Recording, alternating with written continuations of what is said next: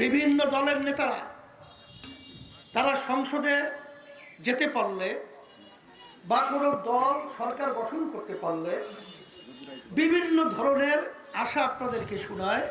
সোনার বাংলা করবে, সবুজ বাংলা করবে, এরপরে ডিজিটাল বাংলা করবে। কিন্তু আপনাদেরকে অত আশ্বাস আমরা না শোনাতে পারলেও আমি আপনাদেরকে একটা আশ্বাস দিতে পারি যে আল্লাহ যদি কবুল করে, আল্লাহ যদি আমাদেরকে বিজয় দান করে, আমরা আল্লাহর ফজলে বাংলাদেশের 18 কোটি মানুষের মুখে আল্লাহর ফজলে হাসি ফুটাতে পারবো, কোনো সন্দেহ নেই। এর কারণ হলো এই, মানুষের হাসি ফোটে কখন? যখন মানুষ স্বাধীনভাবে তাদের কার্যক্রম পরিচালনা করতে পারে।